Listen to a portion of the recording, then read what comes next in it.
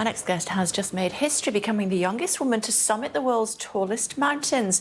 At 23, Adriana Brownlee has now climbed all 14 8,000-metre peaks, and she is with us now. Hi, how was it? Hi, Kay. How was it? That's a big question. It was absolutely incredible. This has been my dream for, well, 3 years. It's been a project and a dream since I was 8 years old. So to stand on that summit was amazing. And the last one was tricky, wasn't it?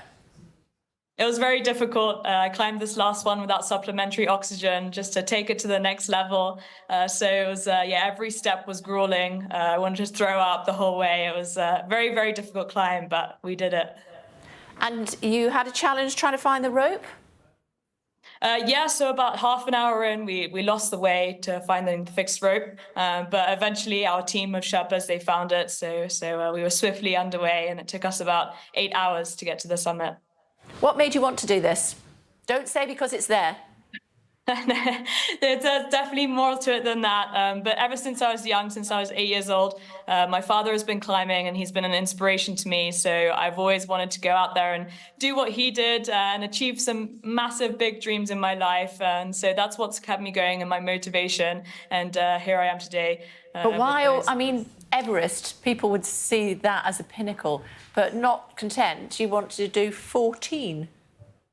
Exactly. Yeah. Everest was my dream when I was 8. I wrote a letter to myself in primary school saying that I wanted to summit it and inspire other people. But in the end, I decided to sacrifice university and go down this path of climbing big mountains instead. How much harder is it to climb one of the world's tallest peaks without oxygen? It's a whole different level to climbing with. Without oxygen, you don't have that safety net there.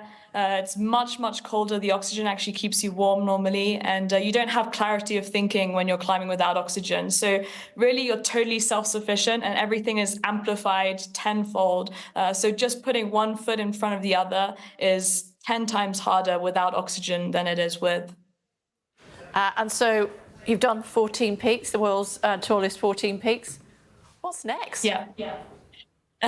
Next is to focus on my business. I need to start making money instead of spending it on the mountains. And I'd also love to climb some unclimbed peaks with my partner, Galje Sherpa, in the future as well, just to take my alpinism to the next level.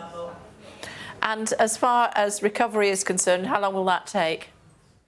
Hopefully not too long, but probably a couple of weeks to get my body back in shape and also my mind as well, because climbing without oxygen, it can really mess with your brain and you could just forget everything, even small little things like where you put your wallet. It's very difficult. And for those who've never climbed a mountain, I'm not suggesting, or I'm sure you're not suggesting that they should start with one of the 14 that you've just climbed, but what is the appeal? Climbing a mountain, for me personally, it's freedom. It allows me to connect with myself, to connect with nature, and it allows me to push myself to the absolute limits, to my boundaries, and see what my body is made of. So I would suggest to everyone to start small, start local. If you're in the UK, go and climb Snowdon. It's a beautiful mountain, and take it from there. It's absolutely spectacular climbing. What's your favourite peak, or is it like choosing your favourite child? It is. Every peak is so beautiful and different in its own way. But for me, Everest was my favorite mountain because it was my dream since such a young age. And to be able to climb with my partner, Galje, was really magical. So, yeah, definitely Everest. OK, well, don't forget to have a couple of those ice baths, bend your knees, and come back and talk to us when you're back in the UK. Thank you. Thank you so much, Kay. Thanks. Thank you.